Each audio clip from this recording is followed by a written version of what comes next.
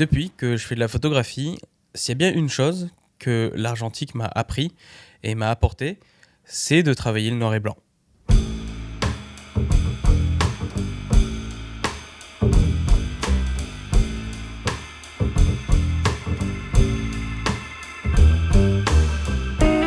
Avant ça, l'utilisation que moi j'en faisais, c'était plutôt de l'ordre du cache-misère.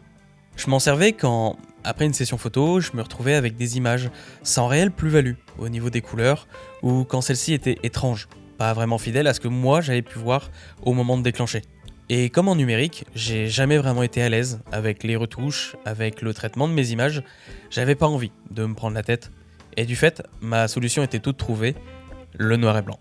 Je me contentais de jouer avec les contrastes, les textures, la lumière, pour essayer de donner un genre à ma photo. Et là, je vous parle d'expérience personnelle, mais je suis sûr que beaucoup de personnes ayant un jour fait face à ce problème aient également choisi le recours au noir et blanc. Oui, mais à la base, moi, si j'ai pris cette photo, c'est peut-être pour ses formes, pour ses lignes, ses textures, ses mouvements, mais très certainement aussi pour ses couleurs. Et ça, pour la simple et bonne raison que, comme 93% de la population mondiale, je suis capable de percevoir les couleurs. 200 nuances, c'est ce qu'a conclu une étude de la Compagnie internationale de l'éclairage dans les années 30, et ça correspond en réalité à 300 000 couleurs différentes perceptibles par l'homme. On est plus de 7 millions à avoir la chance de pouvoir voir les couleurs, de pouvoir précisément différencier une couleur plutôt qu'une autre, de pouvoir rêver et penser en couleurs. Nos émotions et nos ressentis sont eux-mêmes influencés par les couleurs en fonction de si on interagit avec des teintes plutôt chaudes, plutôt froides, plutôt ternes, plutôt vibrantes.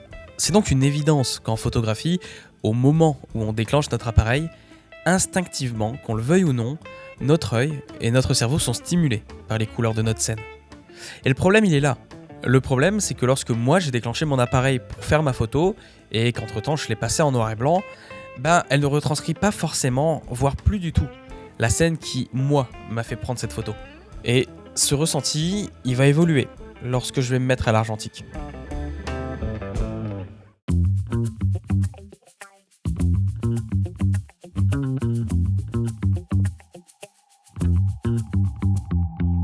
Pour faire simple, en argentique, il y a 3 types de films. Il y a la pellicule couleur, la diapositive, qui, par rapport à la pellicule couleur, a la spécificité de vous donner directement un positif de votre cliché, et la pellicule noir et blanc, qui, comme son nom l'indique, ne vous délivre que des clichés en nuances de noir ou de blanc. Alors on pourrait se dire pourquoi s'embêter à faire que du noir et blanc quand on peut avoir accès à de la couleur, et au pire, si vraiment j'en ai envie, je pourrais la convertir plus tard en noir et blanc. En raisonnant de cette façon, on en revient au même problème que tout à l'heure quand je parlais de cache-misère. Si on revient un peu dans le temps, à l'époque, l'utilisation du noir et blanc, au cinéma comme en photographie, c'était pas un choix, c'était de l'ordre du technique. Il n'y avait pas la possibilité de faire autrement. Et quand justement la couleur est arrivée, tout le monde s'est mis à l'utiliser. Aujourd'hui, on restaure même des images d'archives en les recolorisant, tant qu'à faire. Pour autant, aujourd'hui, il y a bien des photographes et des réalisateurs qui font le choix de travailler en noir et blanc.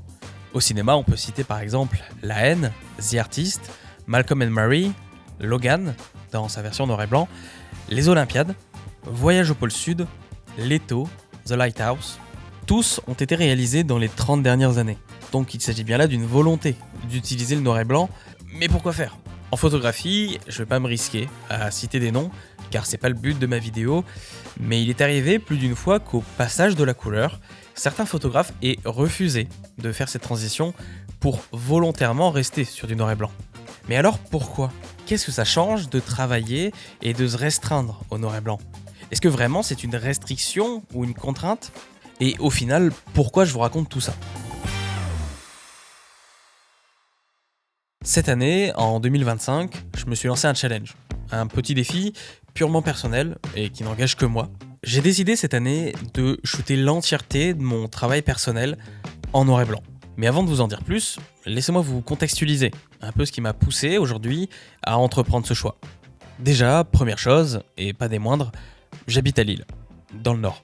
Et bien que le Nord soit connu pour sa grisaille et sa météo capricieuse, il est vrai que ces dernières années ont été particulièrement grises et monotones. Si on parle en chiffres, en novembre 2024, sur l'île toujours, il y a eu 3 fois moins de jours d'ensoleillement que sur le même mois de l'année précédente.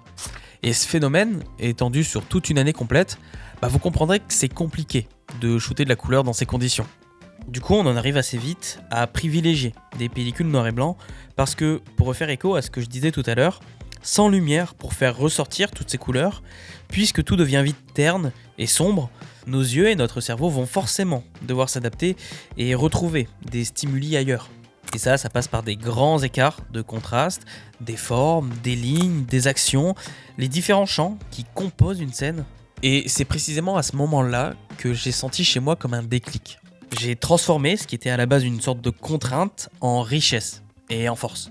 J'ai appris et je continue à travailler mon œil et mon regard pour être encore plus sensible à ces petites choses qui composent une scène et qui font une photo. Alors, loin de moi l'idée de dire que je maîtrise à 100% le noir et blanc et que celui-ci est incroyable, mais durant cette année 2024, j'ai quand même eu une tendance à partir plus facilement sur des pellicules noir et blanc que sur de la couleur. Et ça même quand je n'étais plus sous contrainte. Je me suis surpris cet été, durant mes vacances en Italie, à faire du noir et blanc.